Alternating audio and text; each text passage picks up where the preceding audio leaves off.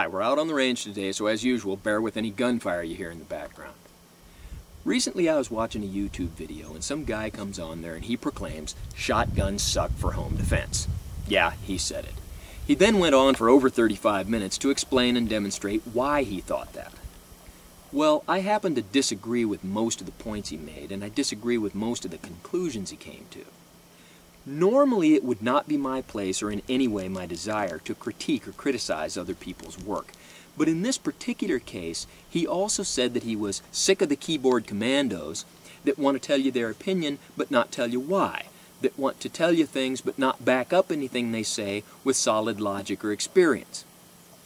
I took that as an invitation that he wanted to hear from people with opinions different than his own, as long as they could back those opinions up with some kind of evidence. So here we are.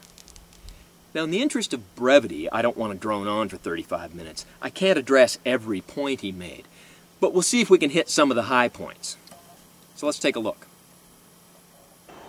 In his assertion that shotguns suck for home defense, he talks about the problem of over-penetration. In fact, he mentions that several times. I have to presume that what he means by that is that a 12-gauge shotgun will penetrate through common building materials that what houses are typically made of, more so than an AR-15 M16 platform rifle in caliber 5.56 NATO. Well, let's put that to the test. Let me show you something.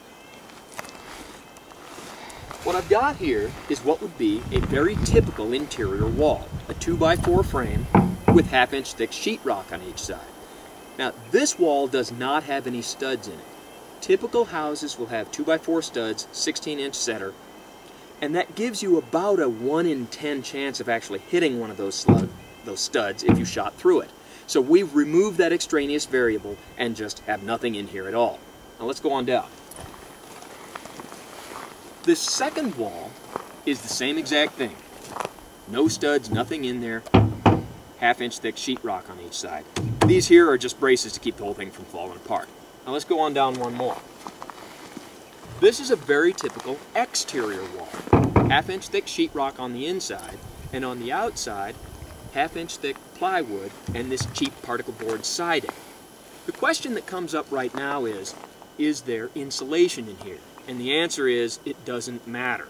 I'm not going to shoot insulation for you today to make the point, but people get the idea that the typical insulation, that pink fiberglass with the paper backing, is a bullet stop. It's not. I've actually shot an entire roll of insulation, 24 layers, with a .38 special out of a snub-nosed barrel. The bullet went through all 24 layers and still went into about 6 inches of dirt. Insulation is not a bullet stop. So in answer to your question, no, there's none in here. The other thing I've got is down here. On the outside of our wall, we've got our row of innocent bystanders. The question is not just can the bullet go through, but if it does it have enough oomph to do anything? Is it just going to bump one of our bystanders and knock him over, or is it going to blow him to pieces? We'll find out. A couple other things I want to cover is, you see that the distance between these walls is only 5 feet, not the typical 8, 10, or even 12 feet that a room would be. I had to condense that just to fit the whole thing on the range, and it shouldn't make that much difference. Another thing is, the FBI has been telling us for decades that your mean average distance for a lethal confrontation is 7 yards. Inside your house, unless you live at stately Wayne Manor with Batman, is probably going to be a lot less than that 7 yards. So we're going to shoot this back here from 4 yards. And that shouldn't change our results too much. So let's shoot this and see what happens. I'm going to shoot from the prone, just so I can get the impacts lower on the wall. That way later I can shoot from the kneeling and have impacts in a different place and not have to change my sheetrock so many times.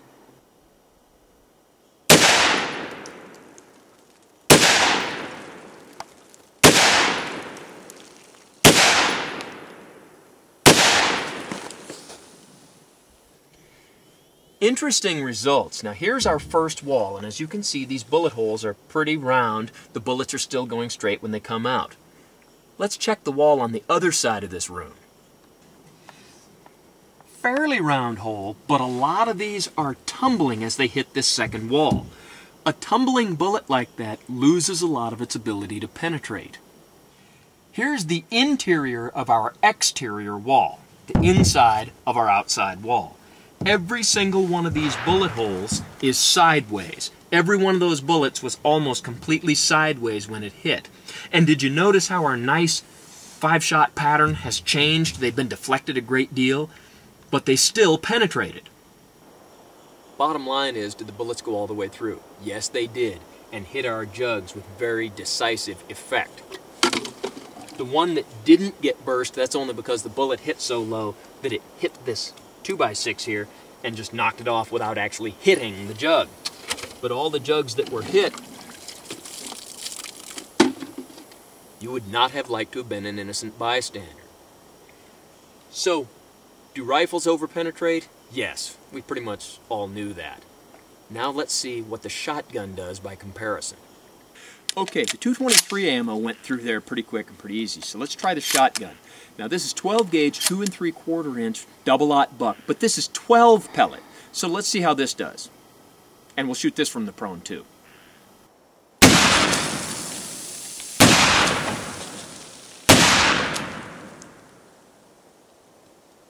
You can see after these come through this first wall, they're still in a fairly tight pattern. But in the 5 feet between this wall and the next one, they open up quite a bit. Let's take a look. These pellets are now getting spread out quite a bit. They're covering quite a bit of area. Now let's go look at our exterior wall. Now these pellets have gone through 2 interior walls and they've traveled a total of 22 feet. And they're spread out quite a bit. If you were just shooting directly at this, they wouldn't have spread out so much. Going through the 2 walls prior to hitting this spread them out a little bit more. But the real story is on the other side. So did the double-aught buckshot overpenetrate? Well, yeah, of course, no more so than the rifle did, and with slightly less damage to some of the jugs it hit. Really interesting thing, this jug got hit by 3 double-aught pellets, and all 3 of those pellets are still in here. I'm looking at them right now. So they did less damage to the jugs after going through the wall, but still plenty of damage that you wouldn't want to be hit with one. This one here was right in the center of a bunch of pellets coming out of there and got missed. So, does the shotgun overpenetrate when loaded with double-aught buck? Yes, but really no more so than the rifle does. Now let's try something different. So, as you saw so far, the double-aught buck really did overpenetrate, but not really any more so than typical 223 ammo. In making the video Shotguns Suck for Home Defense, he talked only about double-aught buck. And I presume he's aware of this, but just in case you're not, I'll let you in on a secret. There's more than one kind of shotgun ammo. What I've got loaded in here now is 12 gauge, 2 3/4 inch, number 4 buckshot. Now that's not to be confused with number 4 birdshot, this is number 4 buckshot. Number 4 buckshot, depending on which source you read, is either 22 or 24 caliber. To the best of my knowledge, it's 22 caliber. By contrast, the double-aught we were using is 33 caliber. So you get a smaller pellet, but you get 27 pellets instead of just the 9 or 12. So it's a trade-off. The question then becomes, well, is it effective? I can tell you 2 things on that. One, a couple of colleagues of mine have killed deer with number 4 buckshot, stopped a deer right in its tracks, so yeah, it's effective. 2, there's an excellent video on YouTube, and it's called 12 gauge gel test number 4 buckshot, or gel test 12 gauge number 4 buckshot. It's about 2 minutes long. The guy chronographs it, and he shoots the clear ballistic gel with the number 4 buckshot. Excellent video. I'm not going to repeat that work. Just watch that one. But in terms of shooting our building materials here, will it or will it not go through like the double-aught did? Let's find out. And we'll shoot this from the kneeling so we won't go through the same holes.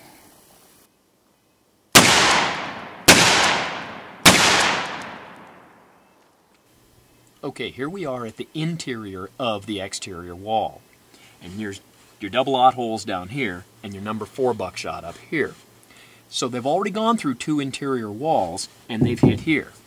But the real story is on the other side of this wall. So did the shotgun with number 4 buckshot overpenetrate? Well, it did go through 2 interior walls, but it did not go through the exterior wall. And as you saw, just the off-the-shelf 223 ammo came right through there and sprayed these jugs all over the place. So, when when you compare a shotgun to a rifle for over-penetration on common building materials, does the shotgun over-penetrate in comparison to the rifle? And the answer is, no, not if you load it right. But you might still have the question, well, is that number 4 buckshot really effective? Let's see if we can demo that.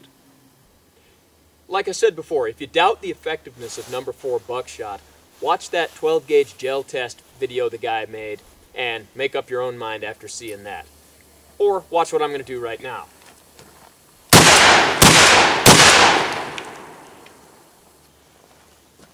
Looked pretty effective to me.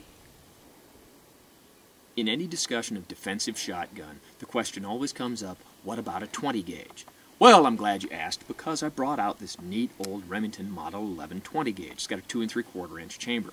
Now, what I've got it loaded with is Remington 20-gauge, 2 3/4 inch, number 3 buckshot. Number 3 buckshot is 25 caliber, as compared to the number 4 buckshot's 22 or 24 caliber. And in a 20-gauge shotgun, you get 20 pellets of the number 3 buckshot. The reason I've got it loaded with this is because the number 3 buckshot is pretty much the only one you ever find at the store. I know others exist, but this is by far the most common. The thing about shotguns is the 20 gauge is often perceived as to be way less powerful than a 12 gauge. And you really shouldn't perceive it that way, but we'll see what it really does when we shoot through our wall.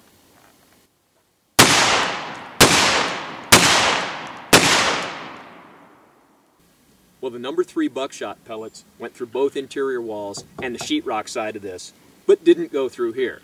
So, effective? Yes. Over-penetrate? No. Okay, you want to see how effective the number 3 buckshot is?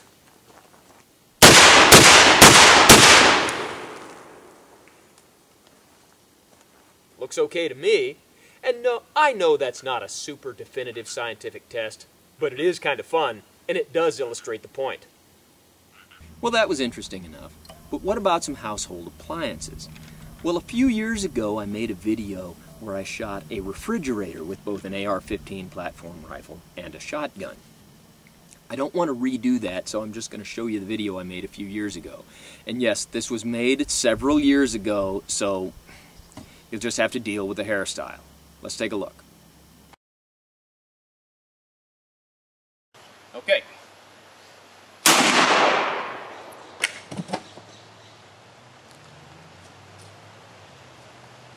Okay, that really impressed me. Did not penetrate, but the force of that bump coming out there knocked our bookshelf over. But our jug is still safe. So against a shotgun, your refrigerator does pretty good. Okay, so the refrigerator does pretty well against a shotgun. Now, without the wall in front of it and shooting from the side, how will it do against the rifle?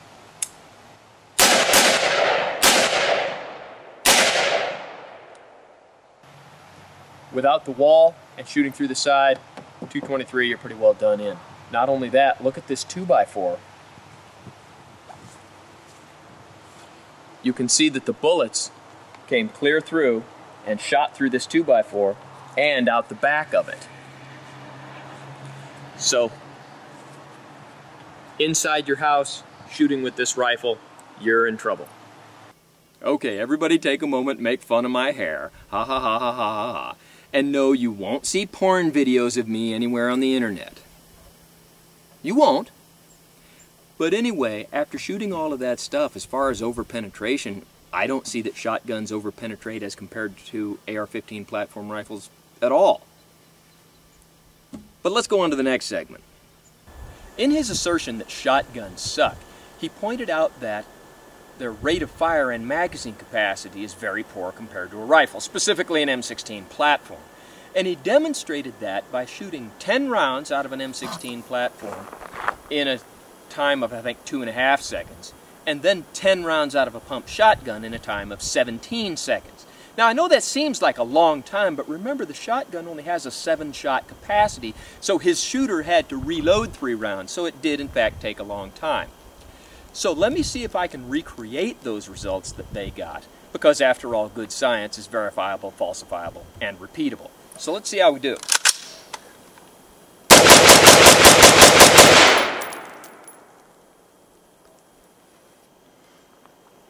Okay, that's pretty close to theirs. After shooting their 10 rounds out of the rifle, they shot 10 rounds out of a pumped shotgun. Now that took 17 seconds, but again there was a reload in there. And the man that did that described himself as a 3-gun pro. I'm certainly not a 3-gun pro, but let's see how well I can do.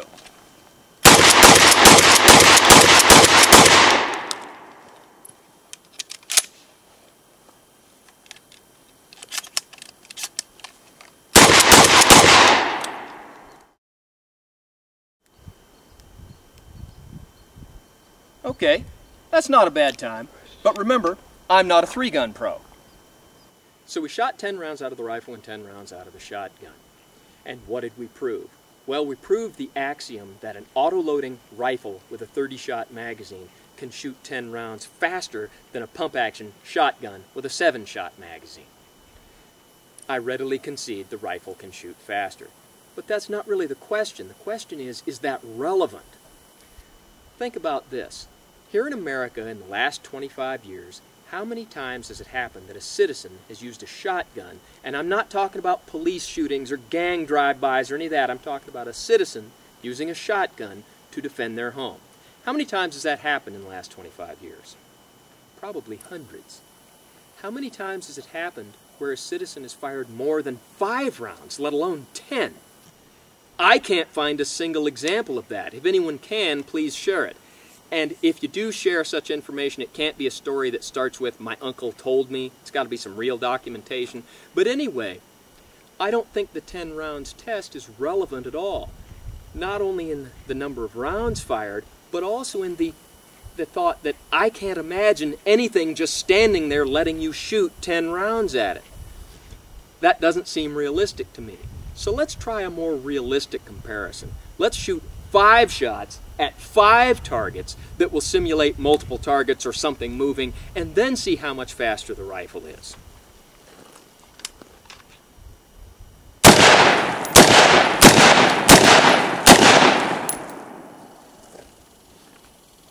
Now let's try the shotgun and see how that compares. Now let's compare those results to a shotgun. And yes, to make it fair, I'm going to compare an auto-loading rifle to an auto-loading shotgun.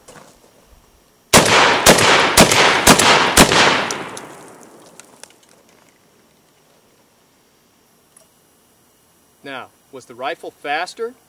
And the real question is, was it enough faster to matter? You be the judge.